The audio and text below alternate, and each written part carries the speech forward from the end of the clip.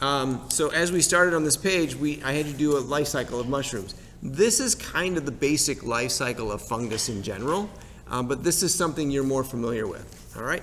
But there are actually 5 different types of fungus. So here's your first thing, 5 types of fungus. Yes, it's one of the 5, okay? And so there are other types, and you're probably familiar with some of them, but let's just go about that. And I'm going to talk a little bit later about the differences between fungus and bacteria, because sometimes people use those synonymously, but they're not the same. Yeah, in that space there, yeah. All right, now I don't expect you to remember these names.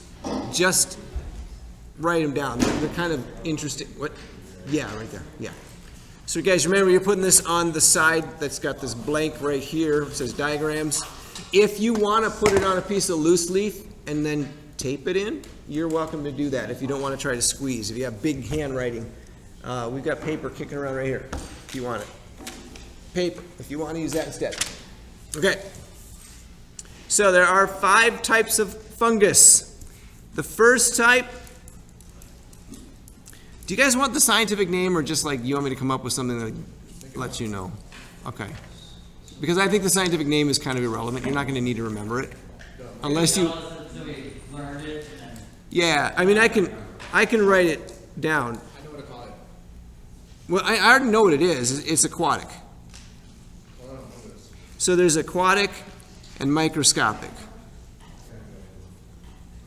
All right, aquatic means what? Oops, sorry about that. There you go. What does it mean? Lives in water. And microscopic is? Can't see it unless you have a microscope. Yeah, okay. So those are those types.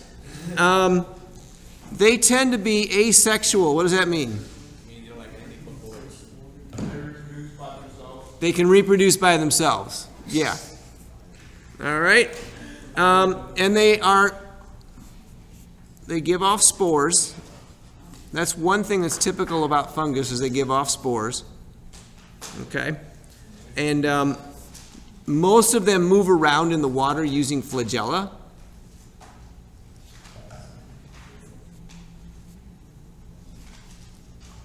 I just put the word locomote, meaning move, using flagella. Flagella, if I was to draw, let's say this is a bacterium that lives in water. A flagellum is like a little tail on it, kind of like a sperm. All right. Yes. I know what those are. I've seen them in real life. Okay. Because we would have parties, and like we would have like a big old box full, I don't know what it's called, and the water would sit there for a long time. We used to see little things floating like that. Oh yeah. That's kind of creepy. Don't drink that. What is that word? Flagella. Flagella. Flagella. The scientific name for these guys are Chytridiomycota. That's why I'm not putting it down there. I can barely even say it. But one thing about all of them is that they all end in the word mycota.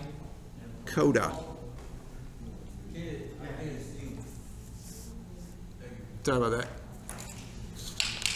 So we're on page 41 in our books, girls. You got a couple. Page 41? Yeah, that's good. I know they were running late coming out of that class. So you'll need your science notebooks. They should be in your bins. If it's not in your bin, it's in your bag. Bin, bag, bin. I don't have them. Nice shrooms. They're shrooms. I like them.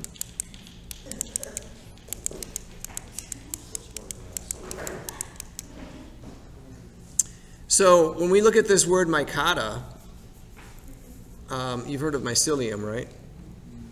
Have you heard about microdosing mycelium? Okay. Not heard of that? All right, so look at that word, mycota, mycelium. So that's every one of these has that in the end of its name.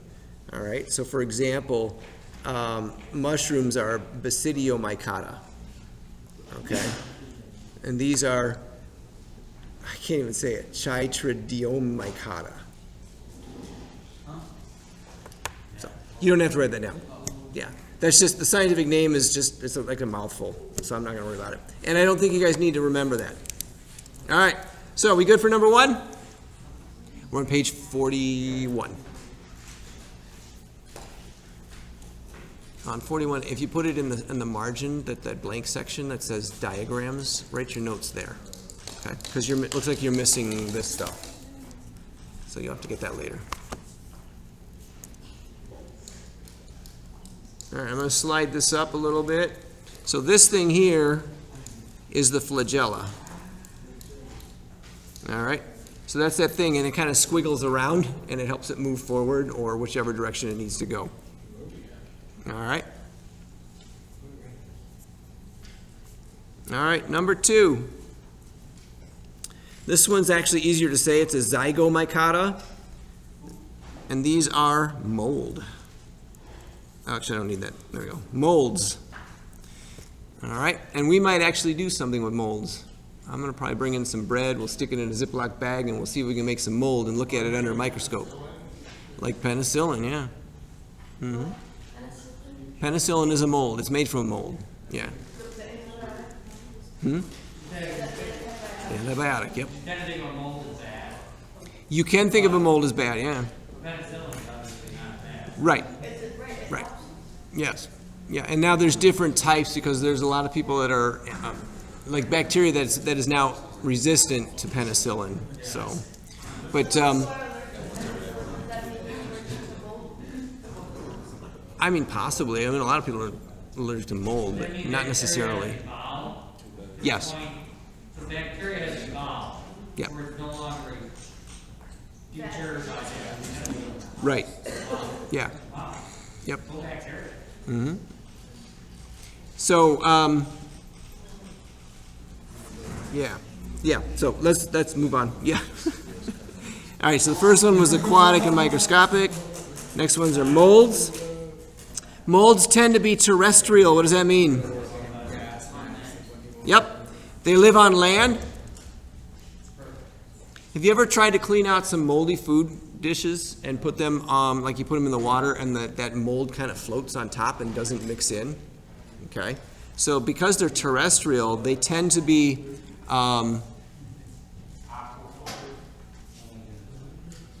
hydrophobic. Thank you. Yeah, I couldn't think of the word. You had it. Yeah, hydrophobic. All right. So they won't mix in with the water, and that has a lot to do with their cell membrane. Okay. Also asexual, and they also shoot out spores. All right. Most common thing you're probably used to seeing is the stuff that grows in your refrigerator if it sits too long, or bread mold. It's kind of common. These guys are good because they feed on dead things. Yep. So they're good because they feed on dead things. If we didn't have funguses that ate things that have died, we would be swimming in all kinds of stuff. Not good stuff. It is nasty, yeah. All right, number 3. Trying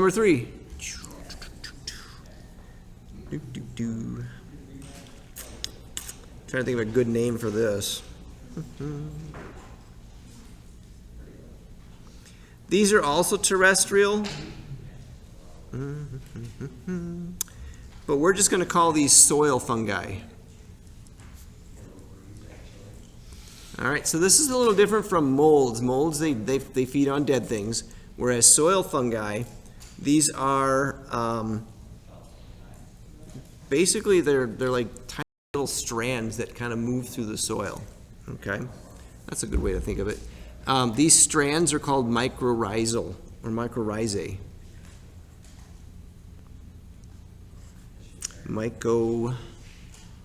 Spell this right. Rhizae. So these are tiny strands that are root-like. Now I say root-like, they're not strong like roots. Have you ever been trying to dig up a tree or dig up a bush or something and the roots are just like ridiculously hard? These are not like that. They're very, very fragile and they break very easily. So if you put a shovel in the soil, you've already broken them, all right? So these tiny strands are root-like and spread throughout soil. Mm-hmm. Yeah, mycorrhizae,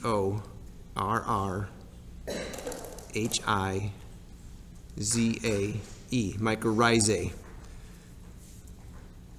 There are plants that are mycorrhizal in the way that they grow. For example, grasses, they'll shoot roots underneath the ground and they'll pop up and there'll be a new one. Thistles, they do the same thing.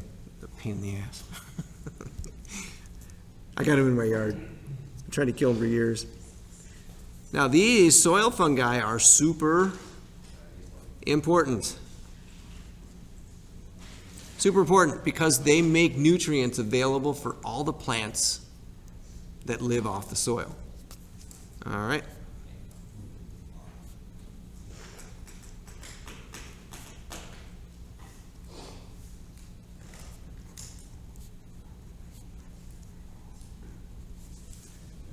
Super important.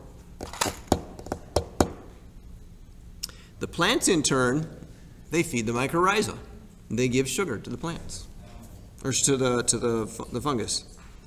They get sugar from plants.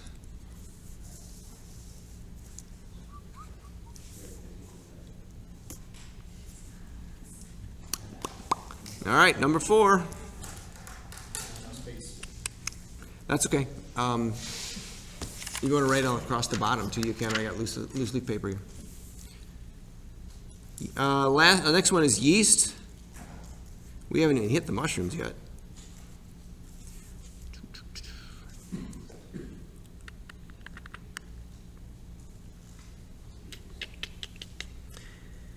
Okay, so these are pathogenic. What do you think that means?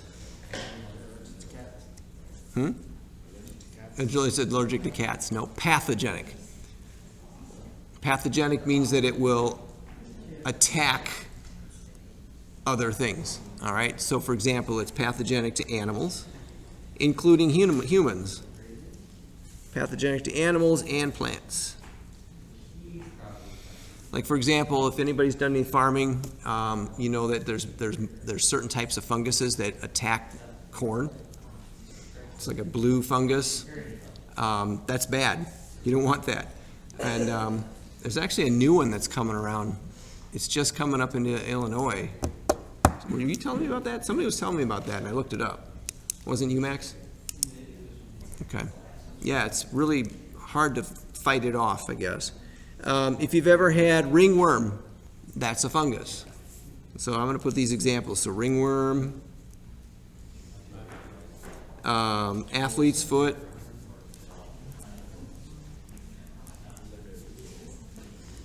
okay, those are pretty, yeah, bad. Digestive issues.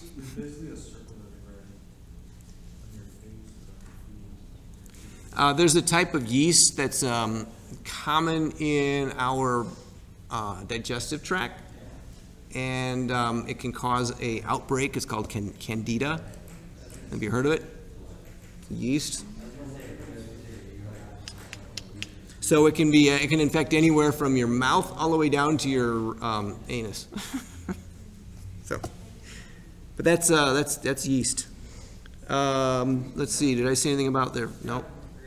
They can be both sexual and asexual. And this is what makes it more dangerous, okay? So asexual, they don't have enough time, or they're not able to evolve as much. But through sexual reproduction, they can adapt, and so there are some yeast infections or some yeasts that are out there. Let me pause this. Okay. Um,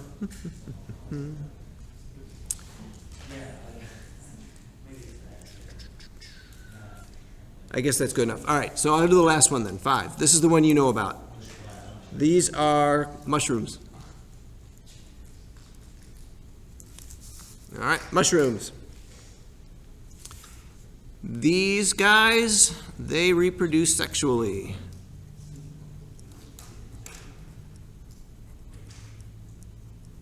Also through spores. Oh, I'm sorry, that's my little thing. Through. Just using shorthand.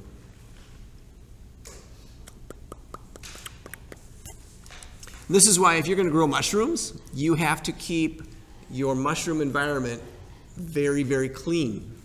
Okay? If you don't, you can mix up your mushrooms with other mushrooms and get something different. Maybe not something you expected. All right, so keep that in mind if you're out there working on your lion's mane or your other wholesome mushrooms, shiitakes. I was talking about like making sure your environment's clean if you're working on growing your shiitake mushrooms at home. So, yeah, because you could actually get something that would kill you instead. So yeah, you gotta seriously be careful. All right, I see a couple of smiles from some people in the room. So, all right, these have a funny name. And it just means that they have a club-shaped spore-producing structure. So club-shaped. Think of like a caveman walking around with a club, club-shaped. So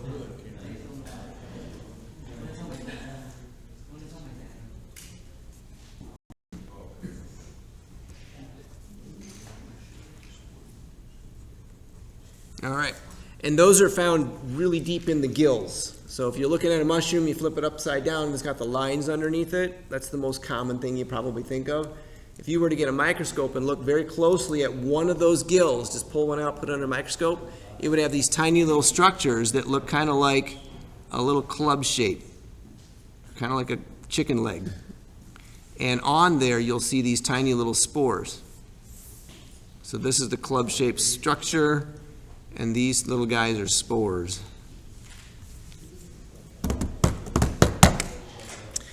All right, there's your 5 different types of fungi. So I don't know, did you all know there were that many different types? Have you heard of any other types besides mushrooms? Mold, yeast. Bacteria is different. Bacteria is a different type of creature altogether. We'll talk about the differences here probably next time we come to class. Well, depending on the weather. We'll see. I'd like to get outside and do some work on the garden. Not today. It's too cold. Yeah, so most of you probably heard of these molds, yeasts, and mushrooms. But now know that there's at least 5 different types. Has everybody got all the notes? Are we all good? One thing that I'm not sure if you did, I asked you after doing your diagram to define fungus. Did you define fungus? Yes? Okay. Should I go over a definition and see if yours is close? All right. So they're multicellular, which means what? Multicellular. They have more than one cell phone? Is that what it means? More than one cell, yep. Eukaryotic, yeah. Did I go over this already? I think I did it in the afternoon with this group. So you guys have it, yeah. So the morning group did not get the definition, so let's do the definition.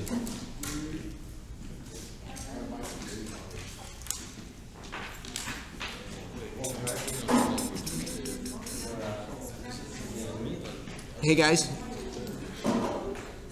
Caesar, you guys need this definition. I think you got it. You were in the second group. You have the definition from fungus, right? Fungus? Okay. So this is just for those of you who missed the definition for fungus. I'm going to write this down. Fungus. Yeah, it should have been down at the very bottom down here. Oh, yeah. Yeah, yeah. What do you got? This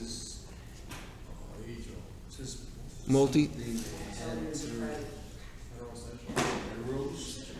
Heterotroph? Heterotroph, yeah. You got it, yeah. Leo, you got that? The definition of fungus? Okay. Girls, do you have the definition of fungus yet? No? Danny, you got the definition of fungus?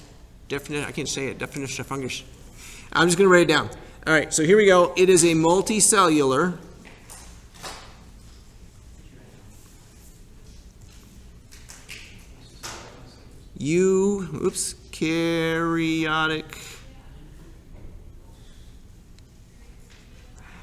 eukaryotic meaning it's a cell that has organelles. I'm just going to put that on here. I think you have it. I think you said you have it. Heterotrophs, because I'm going to say that next. So I think you have it. Organism. When I say organelles, that's things like the nucleus, the Golgi apparatus, the what's the power center? I forgot the name. Mitochondria. I almost said mitochondria. Powerhouse of the cell. Yeah. So that's what that means. So eukaryotic means it has all those things inside it. Okay, all those parts that are heterotrophs. Heterotrophs mean they can't make their own food.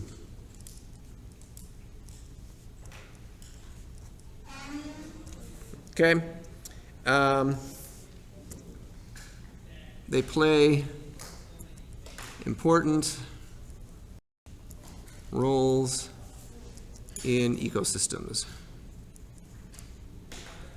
For example, up here, the soil fungi, they give nutrients to plants. Mushrooms, kind of the same thing. They kind of make nutrients available for plants as well. Molds break down dead things.